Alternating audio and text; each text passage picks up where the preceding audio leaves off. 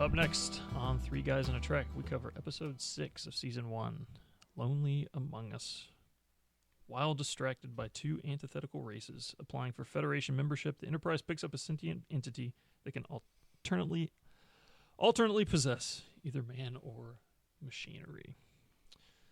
This is Three Guys and a Trek, where we take a slow, casual trek through Star Trek, The Next Generation. I'm Matt. I've never seen the series before. I'm Dennis. I've seen the series countless times, over and over. My name is Mike, and I am the monster of the week. I've given myself a name, guys. I don't know where to go with that. It's like I'm looking at a picture of the snake people, and That's me. He's the one who gives himself his own nickname. That's right. All right. So, episode 6. all right. What did you think? I honestly didn't remember this episode. Like I said, I've watched through the series. I felt like I've seen every episode probably half a dozen times at least. Some of them more than that. Obviously, you catch them and you watch your favorites over and over again more. But I really felt like I had a handle on just about every episode, and this one I don't remember at all. I was going to say, I was kind of surprised because we're recording a little bit later than we normally do. I was surprised that you said you needed to watch this one again. Because usually you're the one at the end of the episode telling us what's going to come next. Right. You're the and next week Right. guy, but this one you said, no, I need to watch this again. It's like, well, what? Yeah. No, like I said, this one was forgettable. It was. I was going to say this is the most boring, worst episode so far. Absolutely. This is my least favorite so far by a long shot. But it's because it's boring. It's not like it was, the graphics were bad, which they kind of were, makeup and graphics, blah blah blah. But it was just a boring story. It was just not very entertaining. There's no connection between the B plot with the aliens they had on the ship with them. Mm-hmm. Like they were just there. Yeah. They no tried point. to tie them into the They plot. tried to. It was, and then there was some weird, like they introduced a bunch of stuff about the transporter that doesn't make any sense. No. And I imagine if they held themselves to that standard, would just play havoc with the entire universe. Oh yeah, absolutely. It made no sense. Yeah, you talk about some of the. I mean, you already have some philosophical issues with transporter anyway.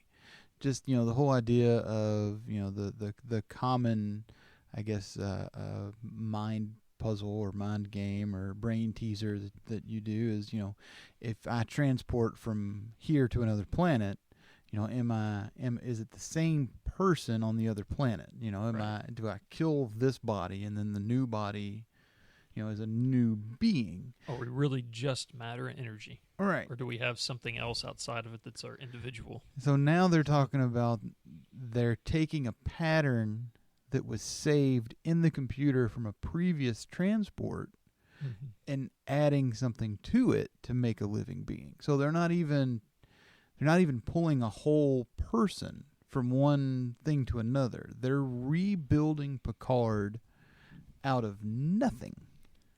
And they at the end they make this big deal about trying to get his energy back. But they had his pattern on the ship already, and he still didn't remember. Right. I'm like, what is? So they didn't need the it made absolutely. Yeah. I had no idea what they were trying to do. All right. But Come on, hit us with it, Mike.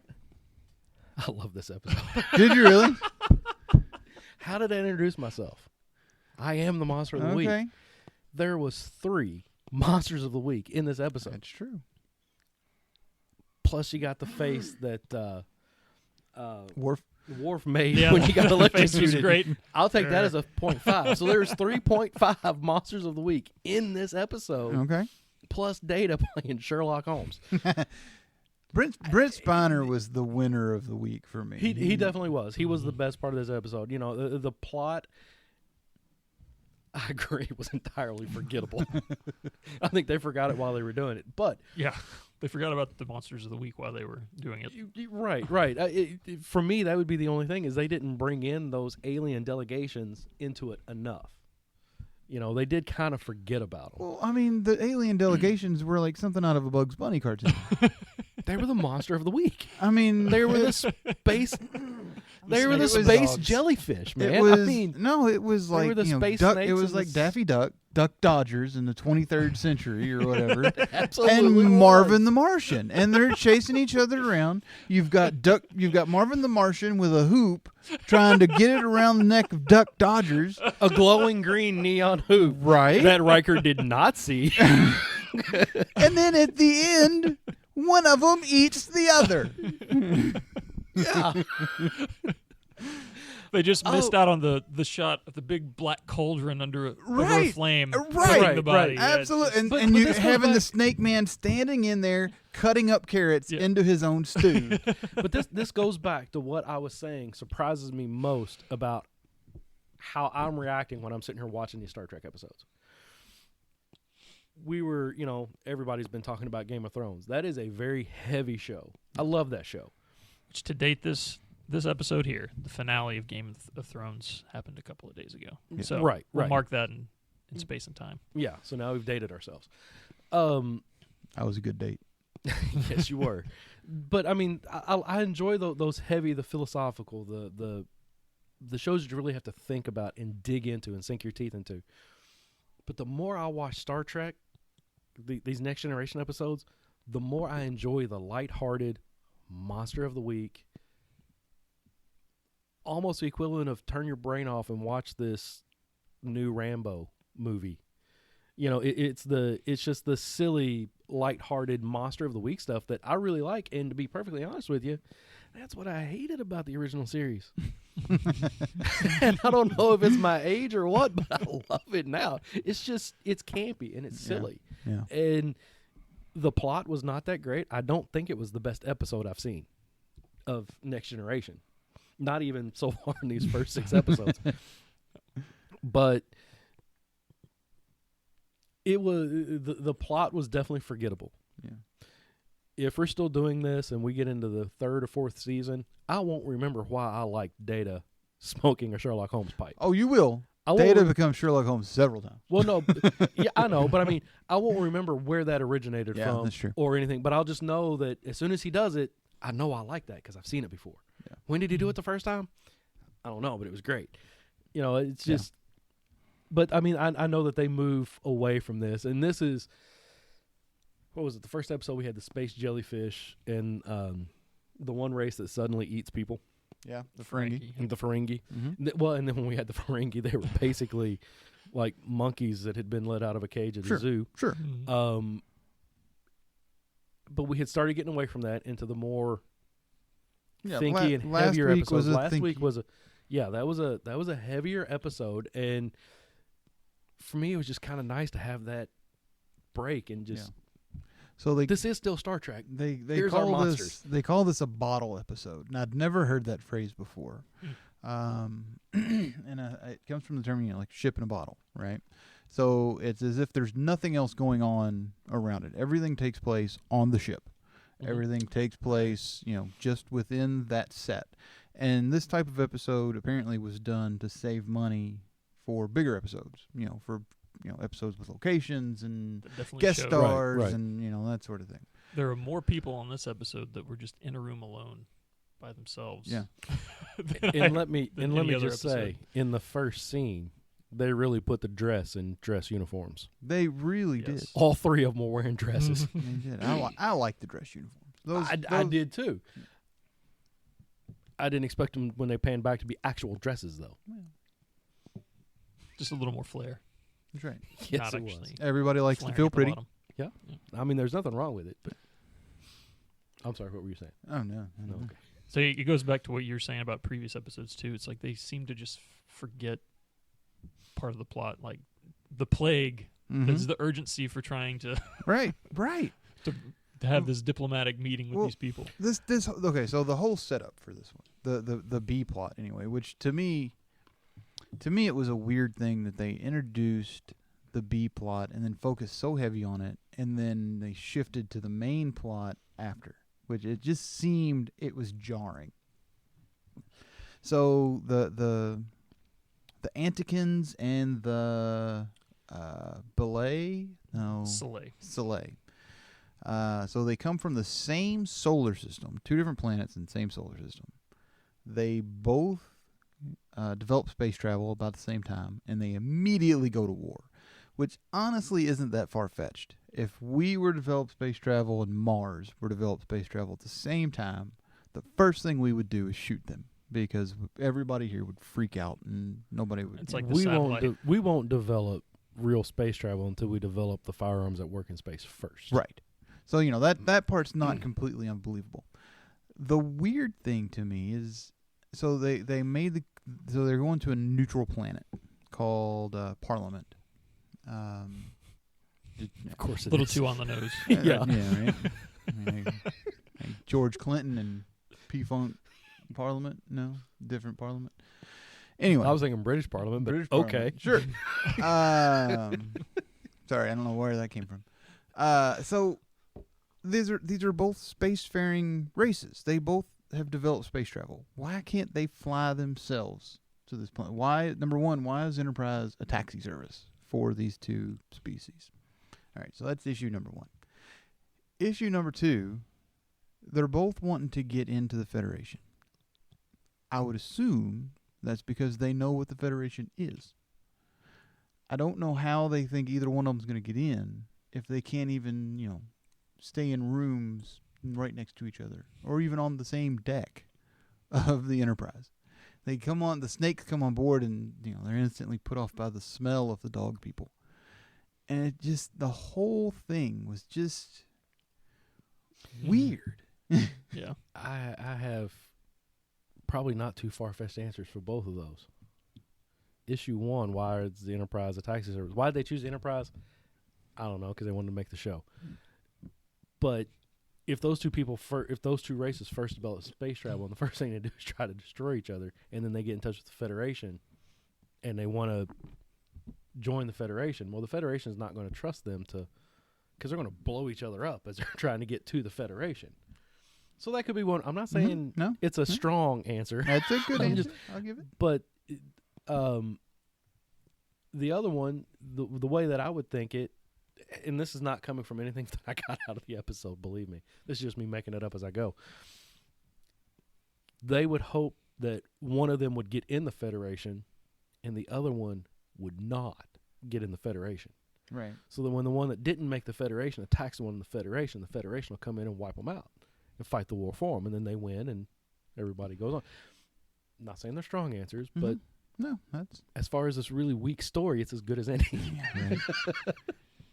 I just, like I said, and then the running into the space cloud, so the energy cloud is moving at warp speed, which is weird. So it's weird enough that they stopped to study it. They try to go around it, and it stretches out and it moves out, and I guess they touch it as they're going by, and they scoop up a piece of this or one of these aliens. I mean, I like I said, the plot is already it's already losing cohesion in my brain. That I can't remember. Was he wasn't the only member of his species in the cloud, right? I have no idea. And all they ever said was that there was a duality in whoever it was possessing. So it made it sound like there was only one that they picked up. Right. But I couldn't figure out if there were more in the cloud. You're talking about stretching the plot thin. So at the beginning of the episode, it does reach out to touch the ship as it goes by. But then at the end of the episode, it blames the ship for ripping it away. It's like, well, didn't you reach out and touch? Okay. So it's the ship's fault that you reached out and touched it. Yeah. Got it. Yeah. Like I said, it was really just not a very entertaining episode. Yeah. The only I found it incredibly entertaining. I never said good. No. It was incredibly entertaining. Yeah, noted. Right. Yeah. I don't want to get saddled with that later. You could tell Patrick Stewart had some fun with the performance, which was a good part of the episode, I think. I think he did a good job doing that change of personality. Right. Right. And then his whole Emperor Palpatine impersonation at the end.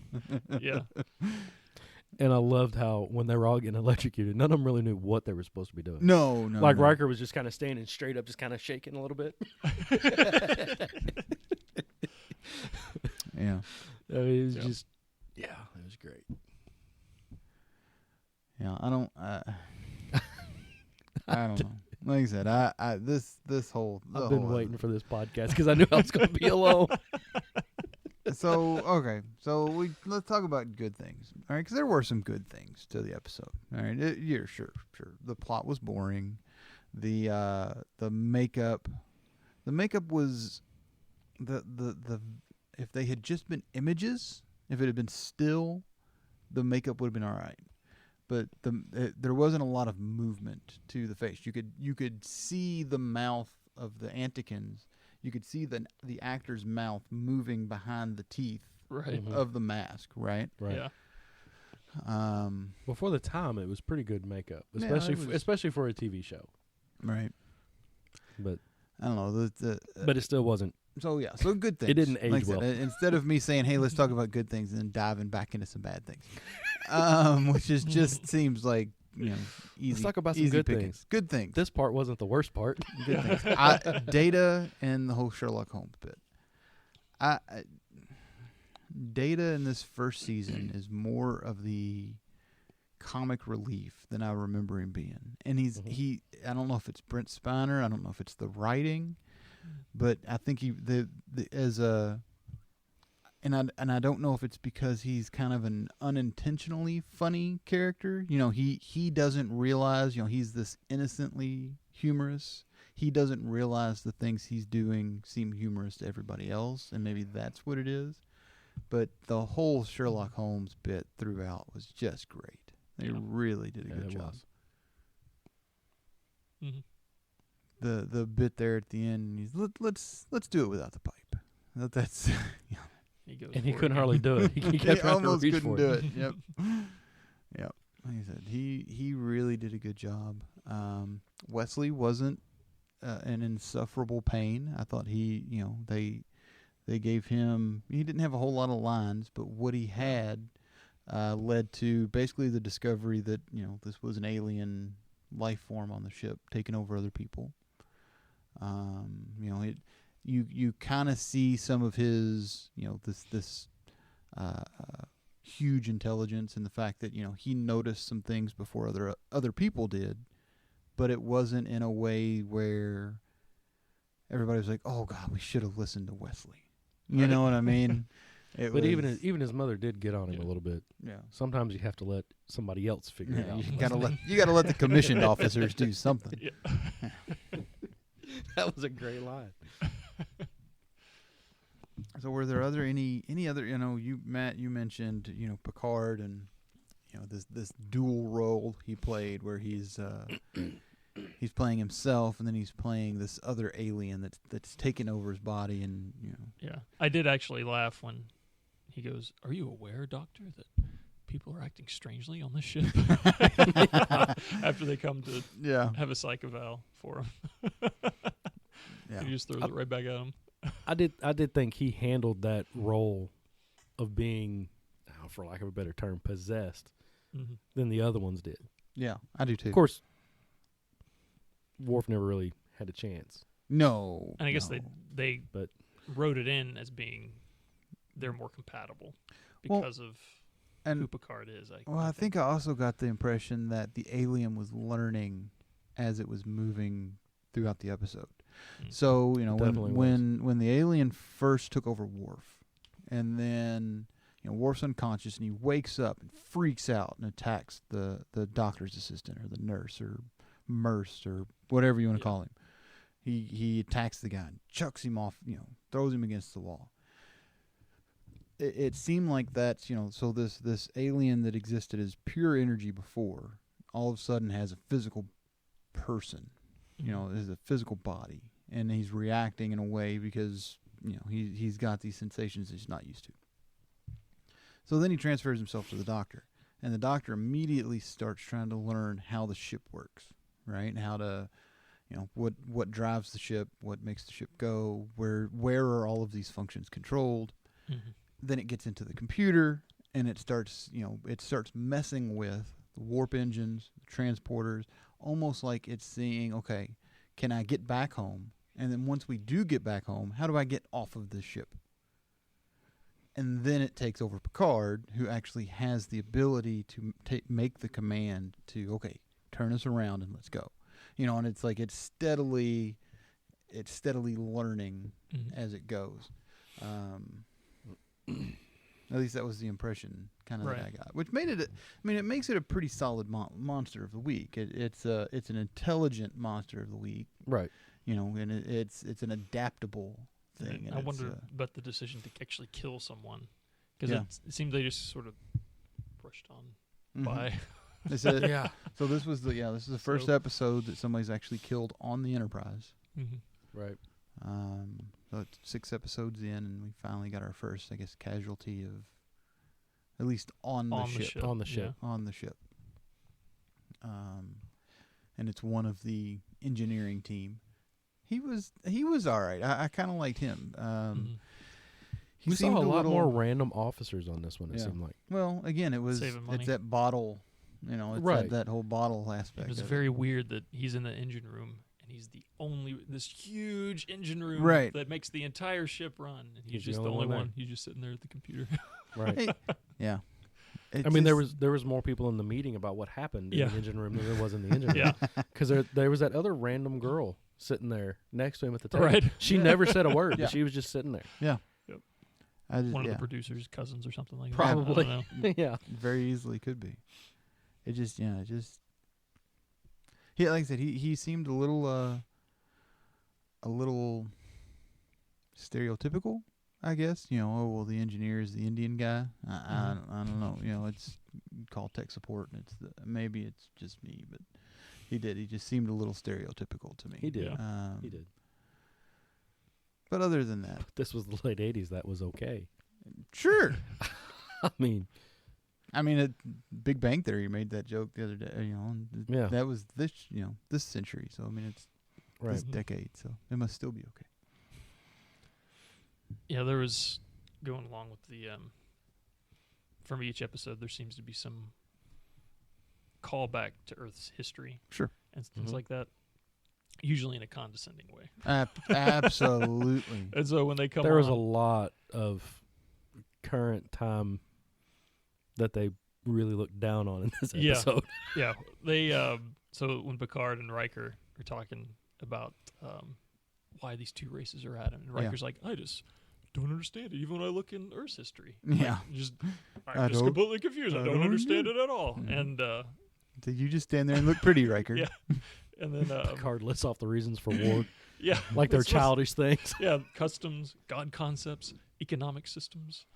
Yeah. And even economic systems. It's like it was how he delivered the line. He's basically describing the Cold War. Yeah. Yes, he is. So I'm trying to, when did the wall come down? When did the Berlin Wall come down?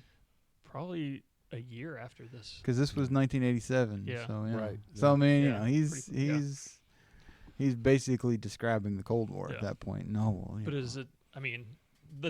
He's describing the propaganda of the Cold War. Right. Right. Oh yeah, absolutely. Absolutely. Because no one runs into battle for capitalism. Right. It's No. Yeah. Completely absurd. Absolutely. The fact that people were dying, and starving to death in Russia had nothing to do with the fact of, the fact that, the Russian military had, missiles, right next door to us that has nothing to do with the fact of why we were. Right. Right. But, it was all economic systems and God concepts. Yeah. Yeah. Which that's a whole other subject in itself but the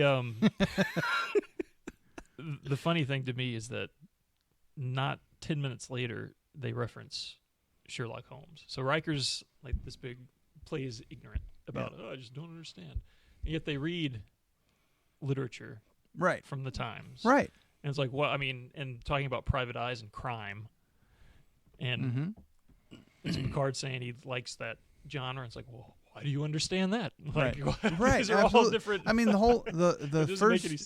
first book of Sherlock Holmes, the first Arthur Conan Doyle Sherlock Holmes book was it A Study in Scarlet, or I can't remember the title of it, but there was a B plot, and it's a look at Mormonism in the United States while all this stuff is going on in Britain with Sherlock Holmes, and they end up kind of tying those together. But at the same time, it's God concept. I mean, that's A Study in Scarlet. A Study in Scarlet.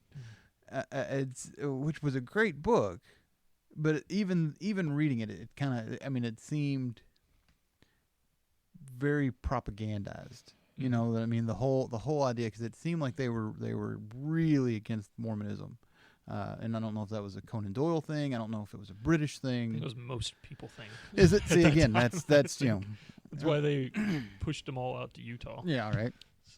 So, but again, it's obviously they know Sherlock Holmes. They Mike's making faces about this Sherlock Holmes book. If Riker really didn't understand why people did then all of Western literature would be completely incomprehensible. Absolutely. To them. Like you wouldn't. Why would you read fiction? Right.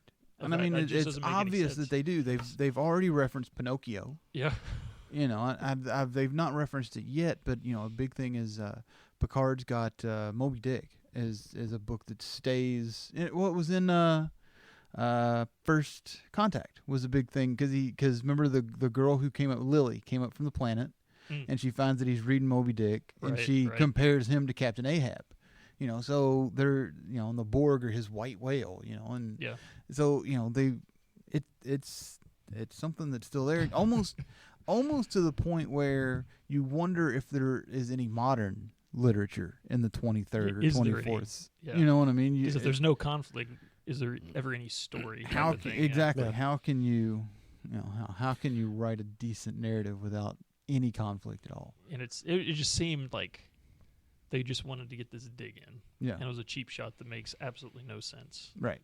Outside of the larger characters. And really it wasn't the only one that they got, because in this episode we also learned that and Riker almost snarled a lip and turned up his nose literally. We no longer enslave animals. The other way. Enslave animals. Yep. We eat transporter meat like civilized beings. And the dog people were just disgusted, man. That's barbaric. I can't believe it. Oh. Yeah. You see, Yeah. I love this episode. Yeah. The dog people did have some good lines, but we will finish it. Yeah, I mean, again, to me, this episode is one of those that, I mean, the plot is absolutely forgettable. It really didn't do a whole lot right, except for the Sherlock Holmes thing. I enjoyed that, but it almost got so many things wrong. If I was in that category of the movie is so bad it was good. Right. Yeah, I can kind of see that. It almost falls into that category. Yeah. It's like like Mr. Burns on The Simpsons, where he has every disease and they're all fighting each other. So he's perfectly healthy. And that's what's keeping him alive. Yeah. But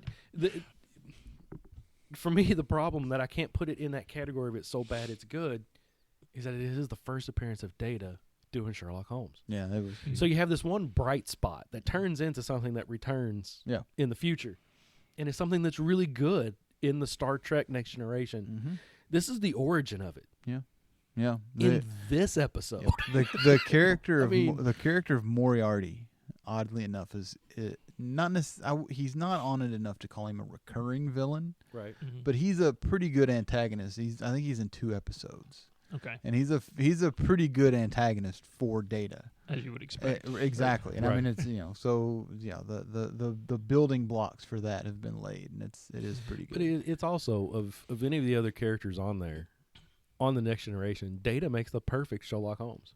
Oh yeah. He's full of knowledge. And the way that Sherlock Holmes is portrayed in the books, and especially the old time radio shows and stuff like that, he's not a very caring, lovey-feely person, right, at all. So the fact that you have, and I don't know, we're going to call him what is he, an android? Android. Yeah, okay. So the fact that you have an android playing Sherlock Holmes, it's just perfect. It's the perfect casting. Yeah. Because, I mean, you want that guy with that robotic undertone that just... I'm still kind of amazed. This goes back to something that you've mentioned a couple times, Mike. I'm still kind of amazed that he didn't know who Sherlock Holmes was. Right. It had to be explained to him. And I get, he's not from Earth, but he's gone through Starfleet Academy. Mm-hmm. So He has. surely they take basic English courses and stuff. There's maybe not. I don't know. I mean, even Maybe not. Klingons know Shakespeare in Star Trek 6. See? So it's Right. just- Right. I don't know. I don't get it. Yeah, but but to that point, there was a comment made where Yar and Riker and Data were in the room, and Data was first going into his Sherlock Holmes bit, and Yar says something about it, and Riker says, "Well, he's studying Sherlock Holmes," and Data just kind of looks at him and goes, "Studied." Yeah. Yeah. Studied. I've done it all. It's over. Yeah. I've got it. He's done studying. He's got Yeah, it. that was a It's nice good. touch. Data, that, I guess we call that a D plot. That was a pretty Yeah. solid one. So you mentioned the good lines by the Antikins. So this is the first appearance of a guy named Mark Alamo, Mm-hmm. and he becomes Gul Dukat in Star Trek Deep Space Nine. And Gul Dukat is the villain in Star Trek Deep Space Nine. He is the guy, and he is one of the best antagonists in Star Trek. And that's the same character who plays the lead Antikin. So all of these lines, like you said, it's we will finish it. That's that. Or that's politics. He's like I said, he's it's an uncredited role. Apparently, he didn't want his name attached to it this early in his career because I wonder well, why. he didn't know how acting in like science fiction was going to be how it would affect his career. And he said he loved it. He had just a blast doing it, and he was several more characters on Next Generation, and then hit it big on Deep Space Nine. Okay. Yeah, this episode is just so inconsistent. I guess that's It the really word was. to describe it. Just inconsistent. Because it seems like the writer's room in this was completely conflicted, or just didn't care that much. Because like there's even stuff like when they're talking about the wars and the passions. Like Picard, it's hard to understand the passions of these. And then just at the end of the episode, Picard is saying, the possessed Picard is talking about, we've learned a lot about each other. The captain's passion for exploration, and like, did they even read? Like, right? Do they even read the realize script that about? allow myself to introduce myself. Yeah. It's like have Right. keep using that same word over and over again. Like just I mean, it was very inconsistent. Yeah, and it was glaringly obvious. Yeah, it really. At points. Apparently, it was written by. I'm not sure. I read it that it was written by a different writer, and then a treatment was done by DC Fontana, who used to be, apparently she used to be Gene Roddenberry's secretary, and I won't actually make them for the guys here, but I'll say secretary with air quotes because apparently Roddenberry was known for his extramarital secretary activities. Right. So, but after becoming his secretary on the original series, somehow she became a writer, and she, had a hand in writing several episodes. Apparently, the episodes that she writes, or almost all of them, are these what they call bottle episodes. These, low budget, slow plot, low expectation, I guess, episodes. So, yeah. This, I mean, I'm not going to try to defend this episode. I mean, I liked it because we've gone a couple of weeks now without a true monster of the week, and then you got 3 of them thrown at you with a fantastic face by Worf near the very beginning. The very beginning. Yeah, we need a Worf episode. And we're talking about the when he threw off the medical assistant. I mean, he chucked this dude across the room. He went 5 feet. Yeah. And then they pick Worf up to carry him out. And then just kind of glancing over her shoulder, she goes, "Are you all right?" And then never lets him answer. Turns around and takes Worf right out the door and leaves the dude sitting in the floor. I'm like, he'll be all right. It's the future. All right. Yep. And even the actor looked confused because he stood up like, Am I supposed to say something? Yeah, and we need a good Worf episode. Worf hasn't had a time to shine yet. You've not had a lot of dialogue from Worf yet. You've not really gotten hardly any backstory. And honestly, I thought we were going to get one. Yeah, because at the beginning, when they were talking about it, he said, "Why do you want to help do whatever it was I they were caught that doing?" too. He says because he wants all of his junior officers to learn, and he seemed frustrated with it. And it's like, okay, we're going to get something about Worf. Yeah, We didn't. no, that first and last time I think we ever see, what do they call it? Sensor controls or the sensor. Wherever It looked like they were in a corner of the hallway. Yeah, I did. I mean, sensor relays or something. Wherever that room was. it's that like room in doesn't last show week's things. set. That wall in the back was a door. Yeah. You know. Yeah. They just sealed it off. Yeah. But what was the other thing? Oh, the hypnosis. We haven't talked at all about the hypnosis. The can't call her a mind reader because she doesn't really read minds, I guess. The empath. Empath. The empath who has to hypnotize people to find out what's going Yes. on in their head. Yes. Okay.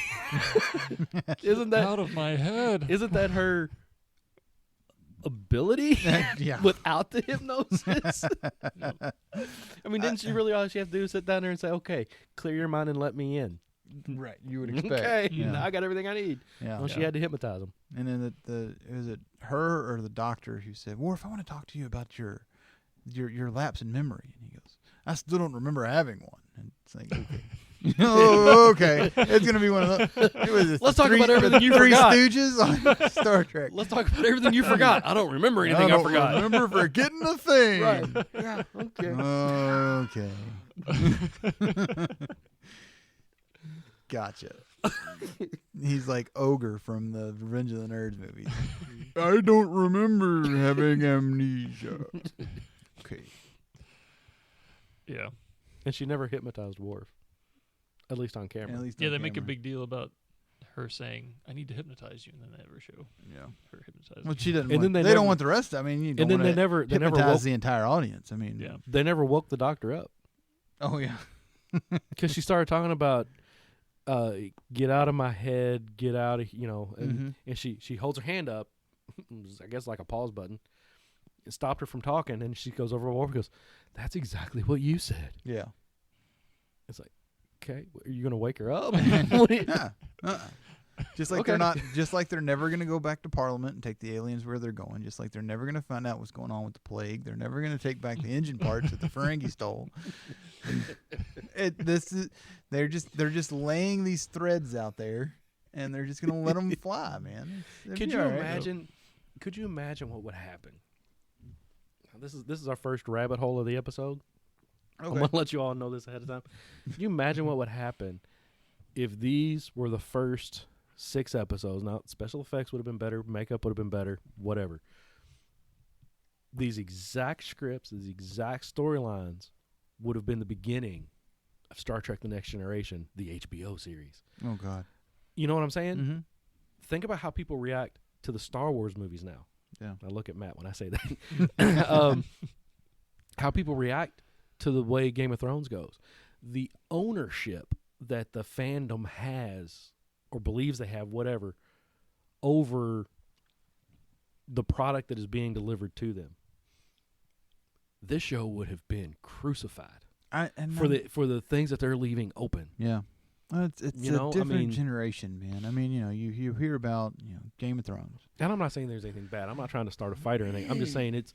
Could you No. imagine if this would have been introduced the way Star Wars is now and all that stuff, and the people would have been just dissecting it and tearing it apart. Yeah. Yeah. Well, there's no feedback loop. There was no feedback. There was no loop feedback loop then. of Right. And there was no. There probably were people doing I that, but there guess- was no Facebook. or Exactly. public. They're There- on you've small got no mob, e-newsletters, right? but- You've got no internet mob to feed in that echo chamber where Right. I'm gonna jump out and I'm gonna say this season of Game of Thrones sucks, and somebody's gonna jump in behind me and they're gonna say yeah, and then this guy's gonna go, let's do a petition to have it rewritten, and they're gonna think 100,000 of us mean something, and they're wrong because they don't matter. And you didn't have that And- echo chamber and back you in know- 1987, I guess. And honestly, nowadays, I think that's the biggest part is that and I'm kind of the same way. You grew up with this stuff. Yeah. And so you do feel some ownership of it. It was a part of our lives growing up. Right. So when they're doing it now and they're kind of throwing it back in the face of some of the stuff we've grown up on and changing that stuff, it's hard to swallow. But it's like you said, we don't matter. It's a perception of ownership. It's a perception of ownership. And I mean, it feels good to go out there and say it and know that there's people out there that agree with you. Yeah. But the idea that we're going to put together a petition and make them reshoot episode 8 or episode, which one is it? 9? Which one is it we want reshot? I've forgotten. Oh, I think they want the whole season, this whole last season of Game of Thrones. Well, I was talking about the Star Wars movies. Oh, the Star Last Wars. Jedi is 8, right? Yeah, episodes. So we want episodes. We want episodes 1, 2, 3, 7, and 8 reshot. Yes, please. Right. No, Okay. I personally Well, most don't. people are okay with 7. The Force Awakens. Yeah. Yeah, 7 got pretty good. But I it's one of those, it's one of those things. I that, like The Last Jedi, but apparently I'm not in the. Well, I have yet to see a Star Wars movie that I didn't like. Right. So I'm probably going to be kicked off the podcast now. But it's that, like you said, it's that perception of ownership. Like, we can make them changes because they're doing it for us. Right. They're doing it for the people that go back and see it the third and fourth time in the theater, paying full price for it. Right. You'd be more likely to have somebody redo Star Wars than you will Game of Thrones, just because if somebody goes back and they say, you know what, we're going to do episode 7 the right way, it's going to make another $1 billion. It will. Mm-hmm. It will. It just will. It doesn't matter, and they could probably get away with that another 2 times. Mm-hmm. And have Game of Thrones probably will be done after the books are done. Mm-hmm. Yeah, and 15 years later, a new series is going to come out. Yeah, right. Just like Lord of the Rings is getting its own TV series instead of the. Or like Matt, when the new episodic Star Wars movie comes out, there are people who have hated all the new episodes, but they're going to go see it in the theater. Absolutely, Matt. Will you go see gonna episode 9? Theater? It's a debate right now. It is I don't not. know. It You is. But see, lie. but here's the thing: why would you lie? That's not cool. Well, wait a minute. We're on radio. Here's my point, though. That kind of proves my point a little bit, because in other areas where we've talked about it, you've been very vocal about how you dislike the way the new movies have been going. Mm-hmm. And yet it's still a debate on whether you're going to give this one a shot in the theater. It's not a solid no yet. They haven't lost you yet. And the only reason is because I've been with friends, the other 2 movies. If they weren't going, I honestly wouldn't go. And see, for me, the reason that I have seen every Star Wars movie in the theater of the new ones, and the reason I'll keep seeing them, is as long as my son is enjoying them, I'll keep taking him. Because I get to sit there and watch him enjoy Star Wars for the first time on the big screen. Yeah. And that's a cool thing. So for me, it's the experience as much as the movie. Maybe that skews my view of the movies too. It might. I don't doubt that at all. Probably does, but there's nothing wrong with that. Yeah. I mean, there's nothing wrong with looking, seeing Star Wars as a 10-year-old sees it. That's what it's amazing. That's what made episodes 4, 5, and 6 so good. Right. We saw them as 10-year-olds. Yeah. I mean, my 10-year-old son doesn't care about the plot holes in this episode of Next Generation. Every time he walks by, he looks at him and goes, "What are those?" Yeah. And he's all excited, want to know what they are. And then my 8-year-old daughter hears Data say indubitably. And she's been running around all day saying, "What is indubitable?" I can't even say it. What does it mean? And, when I'm looking at it through their eyes, especially Star Wars, it's just a whole different, and it does skew it. But right, there's nothing wrong with that. I mean, maybe that's what I need with when I go back and I'm watching these early episodes of Star Trek, because when I first saw them, it was sitting with Dad, and I was so 1987, I was 8 years old. So, sit with Dad on Saturday night, probably had popcorn. I can remember the bowl that we had that we'd eat popcorn out of. Dad would put, Lowry's seasoned salt on our popcorn. Yeah. Right? And I can remember sitting down there and we'd eat popcorn, and then we'd go after the cracked kernels. But we're watching Star Trek, and we're, basically laying on the floor, eating popcorn, watching Star Trek. And,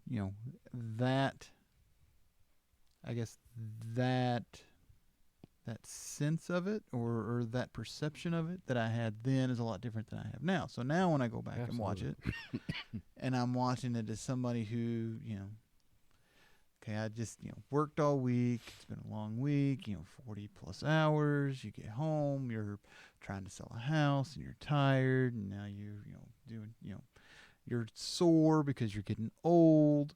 And, Dad might have enjoyed it more when he was the age I am now, because he had that 7 or 8 year old kid sitting there next to him watching it every week. Right. Whereas now, I'm trying my hardest to, we watch it. I'll typically watch these episodes 2 or 3 times. Usually once with Andrea and then once or twice on my own, because I can't get her to watch them several times in a row with me all at once. But very rarely will Emma sit down and watch them. But she did sit down and watch Deep Space Nine with us, and maybe that's why now, most recently, that's one of my favorite, series of the things, is because I've got that interaction while we're doing it. Do any of your kids watch it with you? They have. I typically watch it after they're in bed. Yeah. See, that's usually what I do too. I've tried to watch it a little bit with Matthew. It doesn't move fast enough for him. Yeah. He is very high energy, very high level, and you can't just get him to sit still. He's one of those kids that when he's sitting still, he's bouncing, he's moving somehow. Yeah. I'm amazed that he hasn't been kicked out of class. And so it just doesn't seem to move fast enough for him. But I remember I don't know. You drove up one time, and I think your wife was dropping you off up here. Mm-hmm. And when you got out, Matthew got out, and you just started doing sprints up and down the driveway. Yeah. Oh, yeah. Got to get in before we go off again. Absolutely. I mean, he spent an hour at soccer practice tonight outside running around in 80-degree weather. Came home, was pretend wrestling. I don't mean playing with his little wrestler action figures or whatever. He was standing up there throwing punches and kicks and taking punches and kicks and body slammed and bouncing all over the furniture and everything else. And we had to get him to stop doing that so he could go put on his karate uniform so he could go to karate. Yeah. And he'll come home from karate and go change again and be ready to stand up and start wrestling in the middle of the floor again. He has just nonstop energy. Yeah. And so to get him to sit and watch a show like Next Generation, he just won't. Yeah. He just won't do it. Even the solid, the really exciting episodes, the fun ones, the reason they're fun is because they've earned it. You know what I mean? There's that backstory to it now, and there's, they've built up to it, and you've got the good dialogue and you've got the good conflict in it, but it's not like watching an Avengers movie where it's action nonstop. You know what I mean? It's they've kind of taken those years to earn that concentration on that episode. Well, even taking him to the movies, I mean, a lot of it's just because he's mesmerized by the big screen, which happens a lot when you're that age. But he'll talk about how much he loves one of the Star Wars movies, and we'll get it on DVD or Blu-ray, or be watching it on, used to be Netflix, not anymore. But we'll be watching it on TV, and he'll sit there and he'll watch it, and I'm watching him out of the corner of my eye, and slowly he starts drifting away. Yeah. And then he's sitting down on the floor playing with some of his toys. And it's like he's just completely not paying attention. And then all of a sudden, right as a big battle's getting ready to start, he jumps up and down. Oh, you're going to love this part. It's great. Watch this part. It's like, you haven't been watching this movie for the last 20 minutes. How do you know what's going on? Yeah. But, yeah, anyway. Sorry, rabbit hole. Told you it was coming. Hey. All right. Here we go. No. Back from the rabbit hole. Welcome back, everybody. Yes. Out of the recesses of Mike's mind and back into normal reality. I don't think any reality is normal after going into those recesses. Resources? Whatever. Sure. It's been a long couple weeks. I can't think of, I don't know what else to say about this poor. What are we gonna? You know what? I tell you what. There is one more thing. So you've got the A plot and B plot. The wrap up to the two of them came in the exact same scene. right? You get Picard, he transports back onto the Enterprise, and he steps off the transporter pad. And then Lieutenant Yar comes in the door, and she's like, "We just found a puddle of blood, and one of the Soleil dignitaries is missing." And Riker turns and looks at her and goes, "Couldn't this have waited?" And I'm thinking, you've got a pile of blood and a missing member of a delegation trying to apply for membership to the Federation. No, it can't wait. Yeah. You've got somebody got eaten. Even the characters didn't care about this plot. No. It's just Couldn't this have waited? The captain is obviously very sleepy. I mean, what? No. Well, and then the captain didn't care. No, he didn't care. He looked at Riker and said, "Yeah, you take care of it." Yeah. And walked out. this episode was the first one to be directed by Cliff Bowl, Okay. which he went on to direct a lot of other episodes, but Yeah. he also did The Best of Both Worlds. So Okay. he did one of the Top. yeah, One of the top one of the ones. iconic episodes. So Yeah. this was his first. He had to start somewhere. Yeah, He can only go up. from Nowhere here. to go but up. yeah. So what are we going to rate this thing? It's a 2. Mine's a 2. That's It's a exactly what I was gonna say. solid number 2, man. Yeah. Mhm. And maybe 2 even out of a, 7. I will may- give it. maybe even a watery number 2. It I was will give it was it a, pretty rough. I'll give it a point for every monster of the week. So Oh. I'll go with a 3.5. That's a But solid 50%. All right. Yeah, Alright. but because like I said, it had all the monsters of the week that we've been missing. Yeah. It seems like a couple of weeks. It probably hasn't really been that long, but you had that, and then you had the introduction of Sherlock Holmes, and that is the main thing I want to take away from this episode. Yeah. Is the Sherlock Holmes thing, and that's a big Mhm. thing. Well, next episode is back to one that I remember.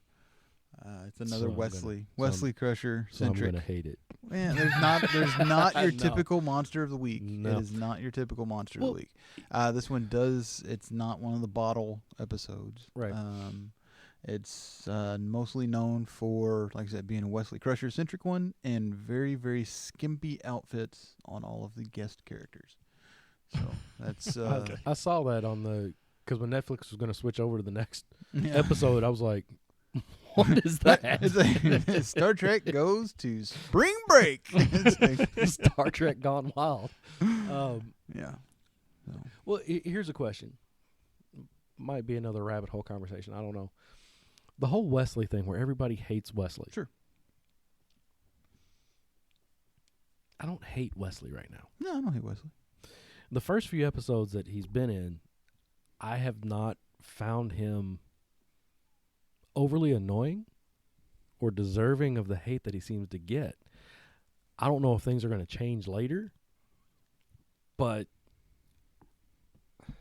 because I keep watching for it. Every time he says something or does something, it's like, okay, this is it.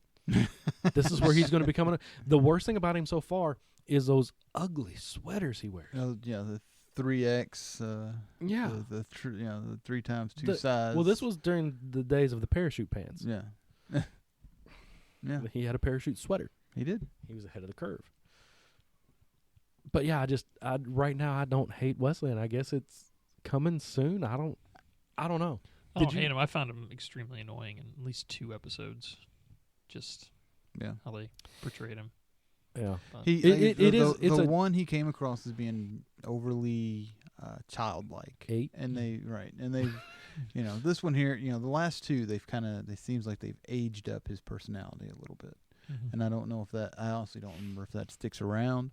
To me, when I was watching these the first time, I was 8. So I was, Wesley was older than I was, and he was kind of an avatar, I guess, a way to see, he was What he you was- would be like if you were exactly, there. Right. my analog on the show. I do get where he's been annoying because he's portrayed as an 8 to 10-year-old when he's clearly a high school kid. Right. Mhm. But man, I don't know. Just there's been a lot of Wesley hate out there. Yeah. And we're Yep. 6 episodes in, so Yeah. I mean, it's a meme. it is. It's It gotta be true. absolutely is. I read it on the internet. It's Got to be true. So I read a Wesley Crutch. Jeez, Will Wheaton. He's gone back and he's done something similar to what we're doing, where he goes back and he reviews some of the old episodes. He doesn't doesn't go walk through it the way we are, one episode at a time. But this is one of the episodes that he reviewed, and he said, while he was reviewing it or down the line, he said, the writer, this DC Fontana, she was on a sci-fi, like a panel at like a Comic-Con kind of thing, where she was discussing the Wesley Crusher issue, or the Wesley Crusher problem, or Yes. whatever it was.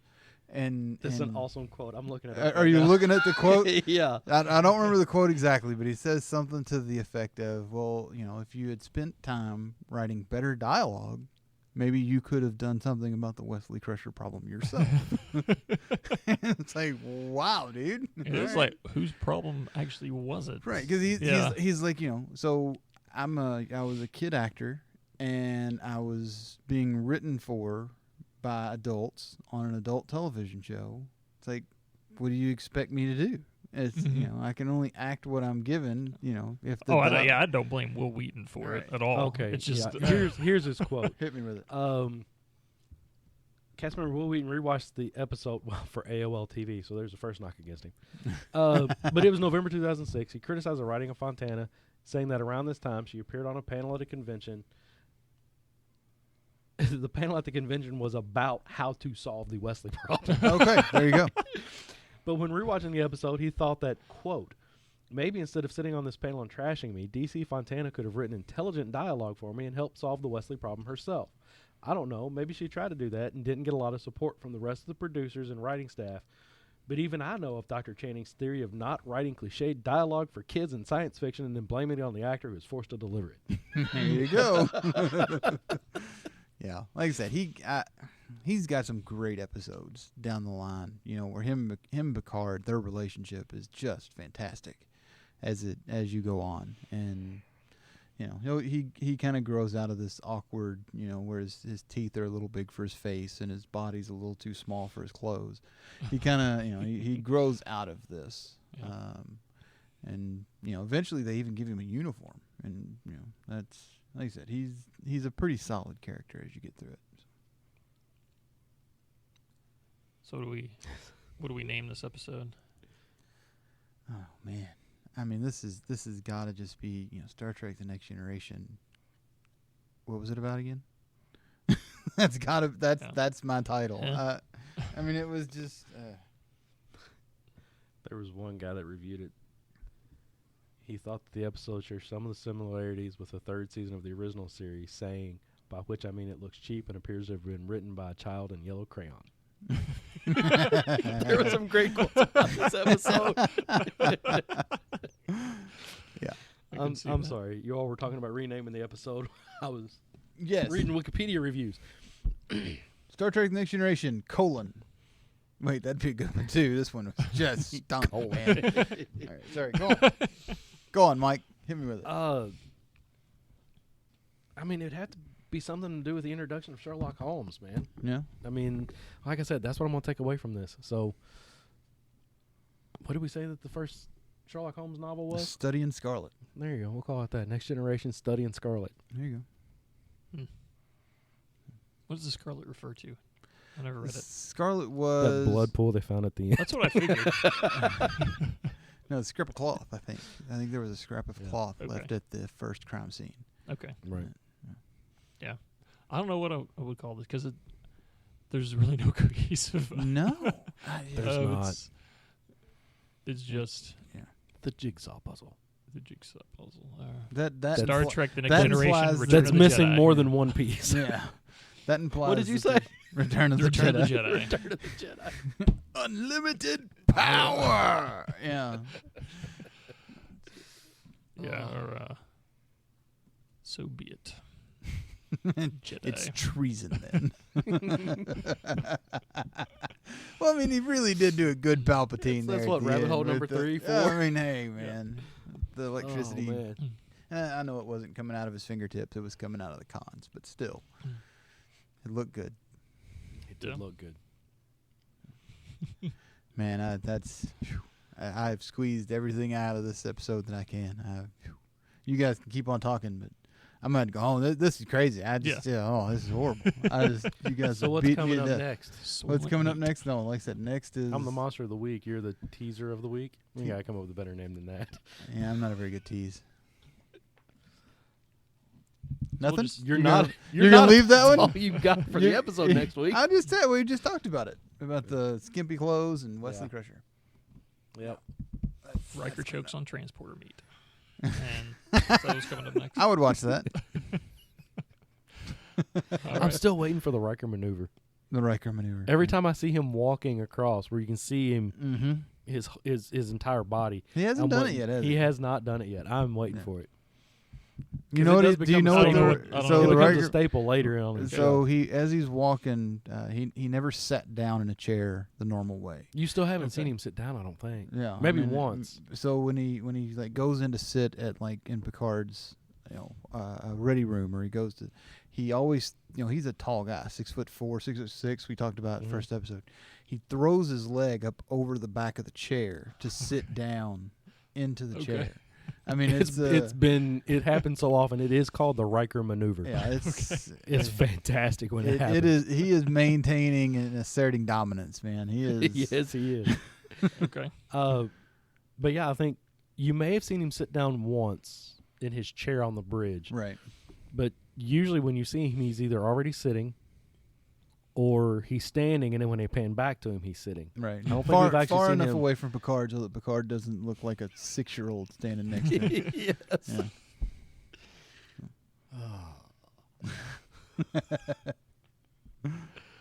All right. Well, until next time then.